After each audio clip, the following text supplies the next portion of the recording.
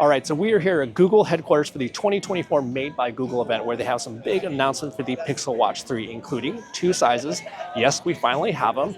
Increased battery life, tons of features surrounding sports and fitness, as well as some changes to Fitbit Premium that you definitely want to know about. So in this video, we're going to go over everything new with the new hardware, as well as all the new software features, but also be on the lookout for my first hands-on impressions of the Pixel Watch 3, which will be coming up right after this. So it's actually a little bit loud and crazy here, so let's actually get to a little bit quieter location to go over all the new features. All right, so first up, we finally now have 2 different sizes of the Pixel Watch. So they're keeping the same 41mm version from before, but they're now adding a new 45mm version for those of us who prefer a larger watch. And then pre-orders start today, and then availability is going to be right around September 10th. The bands, by the way, on the new 41mm Pixel 3 are going to be backwards compatible with the original Pixel Watch and Pixel Watch 2, but the 45mm version, since it is a larger case, it does have new bands. Now, for the displays, the 45mm version has a display that's 40% larger than its smaller counterpart, but don't worry, the 41mm version is also getting some love, where they've actually reduced the size of the bezel by 16%, so the display is actually a little bit larger.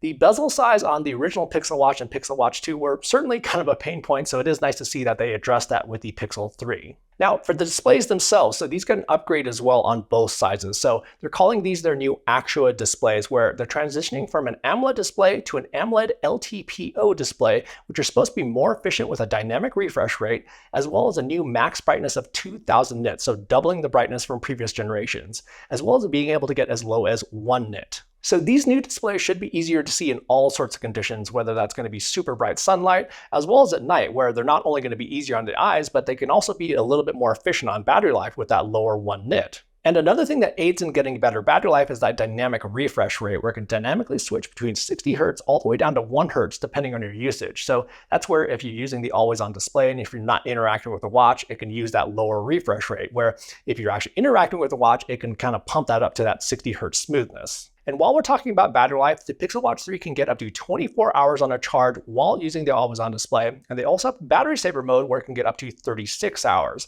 Now, what's interesting about the battery saver mode is that it doesn't dumb down the health tracking, where it's actually still recording your heart rate every second, and it still has safety features enabled.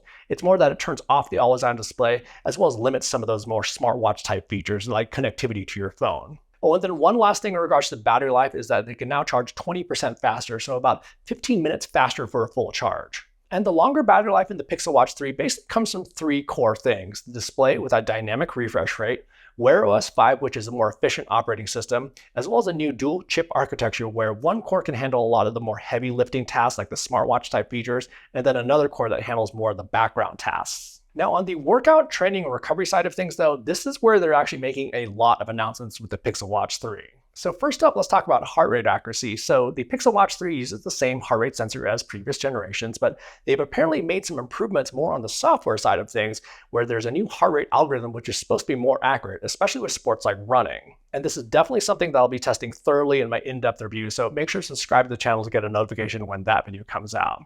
Oh, and then one more thing is that they didn't mention if this new algorithm is going to be coming to previous generation Pixel Watches, but they didn't necessarily say a flat-out no either. And then on the running side of things, so the watches will now collect advanced running dynamics like ground contact time, vertical oscillation, stride length, as well as cadence. Now, these sort of data points can definitely be useful in helping improve your running form, but they also can be a bit overwhelming for someone who isn't familiar with all these terms. So they're really aiming to make this feature more understandable and more relatable by giving you an overall form analysis. But more interestingly, they're actually going to be tracking your historical improvements of your form over time.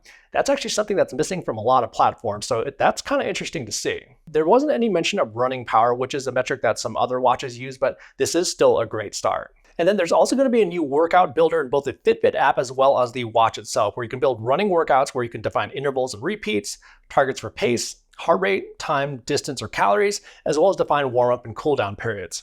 And then during your run, you can get real-time guidance with haptic and audible cues for your warm-up, intervals, and cooldowns, along with alerts on if you're ahead or behind your target. And then to kind of put this all together, they're also adding in many ways to track your progress with how much distance or time you've covered over the last week, month, or longer, as well as PRs being tracked in the Fitbit app for stuff like your fastest times for certain distances. And then for the actual workout experience itself, they've added media controls within the workout interface so you can control the music on your watch or your phone.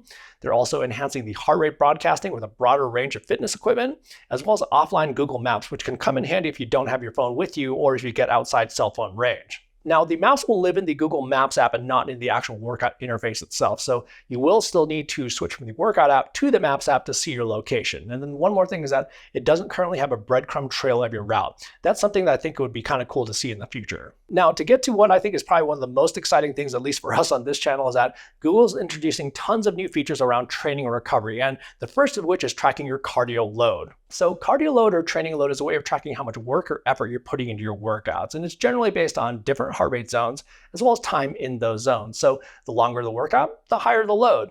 And then same thing goes for heart rate, where if you're doing a zone 2 workout, it'll probably have a pretty low load versus a workout where you're pegging your heart rate where you get a really high load. So you can basically think of cardio load as the amount of intensity over time for your workouts. And you'll be able to use this for individual workouts, of course, but as an athlete, you want to track your progress over time, whether that's maintaining the same amount of load, increasing your load, like let's say if you're ramping up for a marathon or 10K or something like that, or possibly even decreasing your load, let's say tapering for a race. And you'll be able to compare your most recent load over the last 7 days, which is what they call acute load, versus your longer term training load over the last 28 days, which is your chronic training load. Now, how much load or intensity should you actually do on a certain day? Well, they actually have an answer for that with their new target load feature, but we first need to actually talk about recovery, which sort of relates to all this. So on the recovery side of things, let's first talk about the readiness score. And the first big thing to talk about is that it now comes free with all Pixel Watch 3s. You don't actually have to pay extra for it with Fitbit Premium. But there's also some changes on how your readiness score will be calculated, where it's now going to be using a combination of 3 core metrics: heart rate variability, resting heart rate, as well as your sleep history over the last couple weeks to give you a more finely tuned readiness score. Sleep is definitely one thing when it comes to how ready you are, but heart rate variability as well as resting heart rate can also really be good indicators of how you actually are responding or reacting to recent training. Okay, so we have cardio load and then we have readiness, but now we can actually put those two things together with their new target load feature, which actually can give you a suggestion on how much load or intensity you should do on a given day. And it takes in both readiness as well as a recent training to give you a daily suggestion on how hard you should go. So in theory, if you've had great recovery and maybe didn't do that intensive a session the day before, you may have a high target for that day.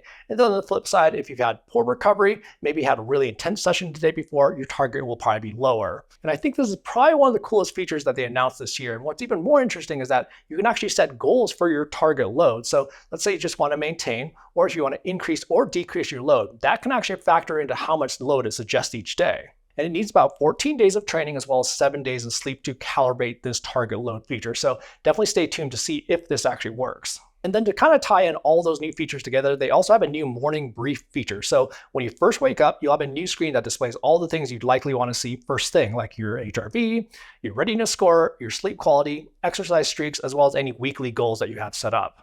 Now, there's also some big changes that are happening to Fitbit Premium. So first off, like I mentioned earlier, readiness score is actually not a part of Fitbit Premium. You get those with all watches. So what they're going to be doing now is actually turning Fitbit Premium into more of a platform for extended recommendations and even deeper insights like running and workout recommendations, as well as Fitbit workout content. And the workout recommendations are going to be powered by AI, like everything else is nowadays. So these recommendations are going to be based on your readiness score as well as your load over time. So you can actually get customized recommendations even down to optimal heart rate zones. And then last up, more on the smartwatch side of things, they've added some features which should make things a bit more convenient, like a Find My Phone feature with Pixel phones. You can now see live Google Nest Cam views. You can also use your watch as a Google TV remote. And then you can also lock and unlock a compatible car from the watch itself. So last year wasn't necessarily a huge year with the Pixel Watch 2, but this year, well, there's some pretty big stuff going on here where the Pixel Watch 3 isn't just a smartwatch with some fitness features. They definitely expanded on the sports, fitness, and recovery side of things quite a bit. But the question is, how will all these features shake out? Well, definitely subscribe to the channel for my full in-depth review of the Pixel Watch 3, which will be coming out in a couple of weeks. And if you found the information in this video to be useful, do me a favor and just quickly hit that like button down below. It's a small thing that you can do that'll help this video and the channel out quite a bit, and I appreciate it. In the meantime, have fun out there, and we will see you in the next video.